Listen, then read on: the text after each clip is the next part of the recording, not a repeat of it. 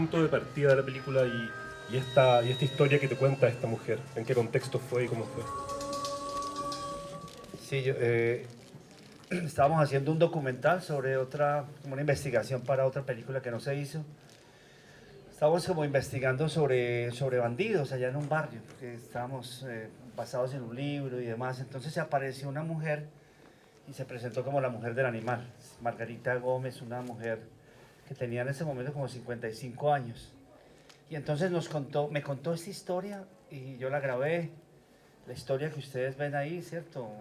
Yo en ese momento pues no entendí mucho realmente, pero después volví a ver el video y fui a buscarla a ella y empezó toda una colaboración con ella con su testimonio.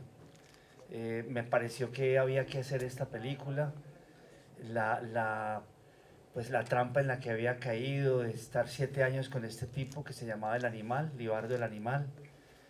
Y además la queja que ella me pronto hablando con ella me dice que le duele tanto como la trampa, la que no pudo escapar 7 años, el hecho de que nadie la hubiera ayudado, nadie la ayudó durante ese tiempo.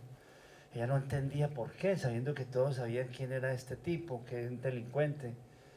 Eh, y lo otro que también me llamó mucho la atención fue que ella me dijo que cuando había tratado de contar, digámoslo, en esos días en donde nos hizo el testimonio, a ella se le disparó como el hecho de que ya había pasado mucho tiempo y que ya debía contar la verdad y se las contó a su hermana y a sus cuñadas y no le creían. O sea, ella les contó que ella no había estado pues libremente con este tipo, sino que el hombre se la había raptado, le había dado burundanga y que les contó todo lo que había ocurrido, que ellos ya sabían, pues porque pues de alguna manera eso se notaba lo que había ocurrido y todos les habían olvidado todo eso, o sea, abrían los ojos como quien dice, hasta se reían de ella de que eso no podía haber pasado y que la prueba era que ella le había tenido 3 hijos. En la realidad la película simplifica lo de los hijos, ella tuvo 3 hijos y el otro hijo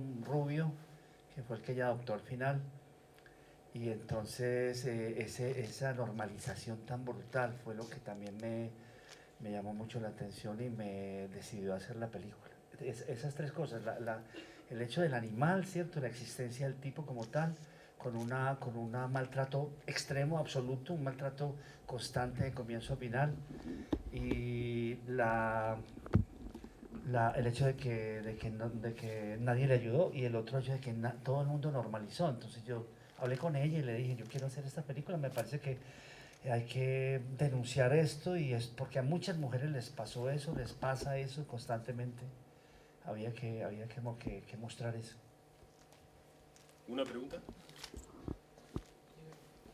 Los actores que utilizó en la película, extras, personajes secundarios, ¿son actores profesionales o son actores que controlando canciones? No, todos los actores, todos, ahí no hay ningún actor profesional, todos son actores no actores pues, o sea, actores naturales, son buscados, digámoslo, con mucho tiempo, hay que tomarse mucho tiempo, realmente yo, como no teníamos el dinero para hacer la película, tuve un tiempo, con más de 2 años, buscándolos mientras encontrábamos la plata, y lo importante es buscar los actores naturales en el mismo universo donde ocurre la película, son actores de esos mismos barrios, los hombres saben de qué se trata. Yo cuando hablaba con ellos, hacía unas reuniones, digamos, en distintos barrios y a veces se presentaban 100 personas, digamos, interesadas.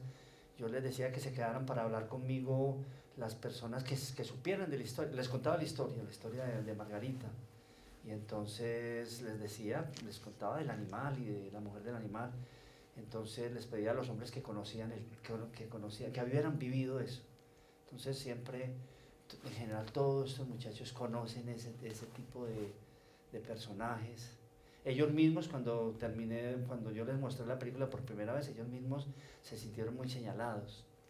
Se sentían que ellos se asustaron, como quien dice, y decían, es que yo he sido un animal, nosotros hemos sido ese mismo animal. Y las mujeres que también habían vivido ese tipo de cosas.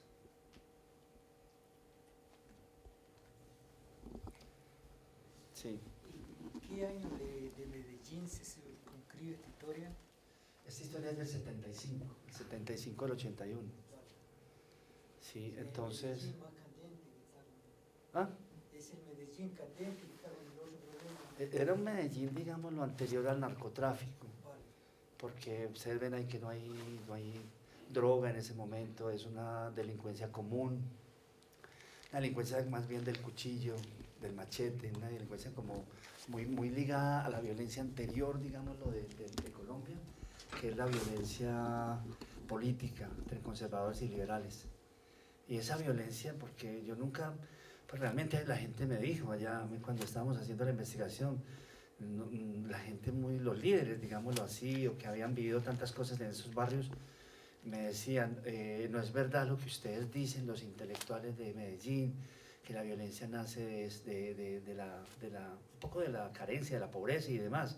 Y la violencia nace que viene del campo de la política.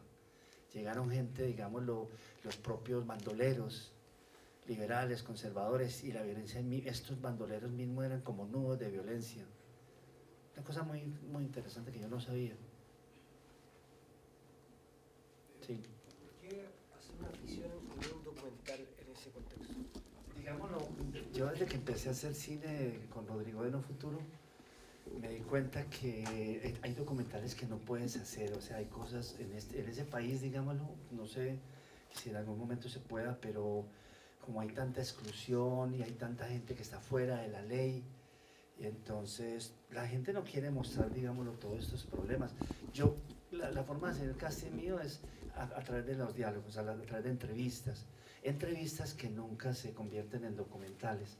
Entonces son entrevistas que no están en los medios de comunicación, sino que son como una forma de escribir el guión, de investigación. Entonces, obviamente todo el mundo le cuenta a uno cosas, pero terribles que no son mostrables públicamente. O sea, son como realidades que tú no puedes mostrar documentalmente. La gente tendrías que, como hizo Abelardo, el mexicano, que hizo una película que está aquí que se llama La Libertad del Diablo, que les pone unas caretas a la gente, sería la única manera. Entonces, digámoslo, esta es una forma de llegar como a una información que a través de la ficción pues en estos países, pues en nuestras realidades, comunidades, en donde tú no puedes poner a la gente a que muestren que son, pues que han caído, que son o drogadictos o asesinos o lo que sea, no puedes ponerlos en eso, sino que tú haces la investigación y después pones en escena con otra gente muy distinta. Aunque tu cine tiene también mucho de documental, ¿no? O sea, al ocupar actores, no actores y... Pues de alguna manera, pero tiene tiene documental en la medida en que el material y los actores son como actores documentales, en el sentido de que están en el mismo universo, saben de qué se trata. Es que yo pienso que los actores, incluso he hablado con actores colombianos que me dicen que realmente eso no lo podrían hacer ellos, porque hay una vivencia muy profunda de estos personajes que están allí, de todas las edades, que viven en una exclusión. Esa realidad de la exclusión es muy fuerte. Es una cosa que no sé, que los actores creo que no la podrían transmitir. Sí. Pues más que una pregunta, es como un comentario respecto de la película. Igual, o sea, de una época que fue hace ya rato, sin embargo, esta situación sigue presentando a diario en Colombia, en los barrios pobres y barrios ricos, pero más que todo en los barrios pobres. Sí. Y como esto de la indiferencia es algo súper fuerte, porque no solamente se da en esos contextos, sino que se da en la vida diaria. Vemos que alguien necesita ayuda y nos hacemos los ciegos, los locos, lo mismo que en el gobierno. Vemos que robamos, pero nos hacemos los ciegos y los locos. Entonces me pareció súper fuerte porque, o sea, no sé, hace rato que no voy a Colombia y verlo fue como, ¡ay, sí! Así es y sigue siendo. Y la violencia hacia la mujer sigue siendo. Y uno intenta como poner un alto a la violencia y es criticado y le dan más duro. Y las mismas mamás también crean niños que son futuros como violadores, futuros, o sea, el machismo está presente desde las propias raíces.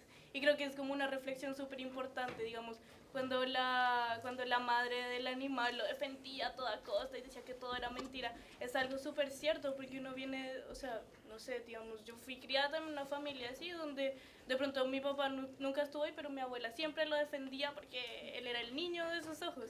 Entonces como que, no sé, o sea, me llegó mucho porque siento que es una realidad, o sea, a pesar de que haya sido como de esa época, siento que es súper actual y todavía está dentro de nuestras raíces. Y que no sé cómo podríamos cambiarla, aparte de abrirnos los ojos. Sí.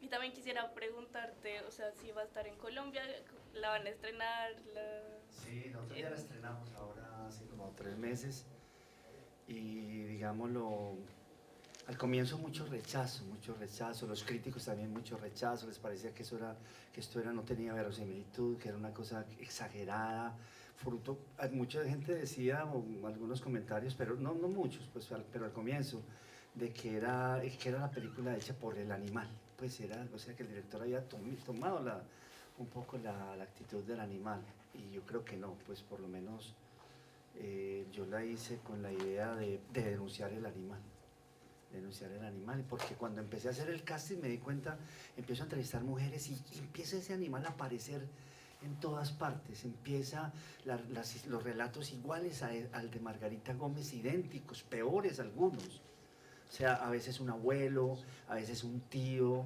y entrevistando a veces una muchacha, digamos, de 20 años que había sido de pronto atacada por un grupo de muchachos y las cosas de una violencia que te hacían llorar realmente. Y el animal empieza a aparecer, digámoslo, la protagonista es una niña. Hay una cosa que la exclusión, digámoslo, en estas ciudades nuestras, o por lo menos en Medellín, se marca, tiene una experiencia, digámoslo, individual muy fuerte, y es que en general la gente sufre un abandono muy terrible, ¿cierto? Un abandono personal, de las mamás, los papás las abandonan, mucho huérfano. Entonces estos personajes se van a vivir a otro lugar, con otra familia, digámoslo, alguien que los recibe, que muchas veces son o primos o tíos o padrinos, y entonces quedan en una vulnerabilidad tremenda. O sea, siempre ese abandono produce, digámoslo, seres muy vulnerables que son abusados, como que entran a ser ciudadanos de segunda, tercera categoría en esas familias a las que llegan, y entonces casi siempre se crea un dispositivo en donde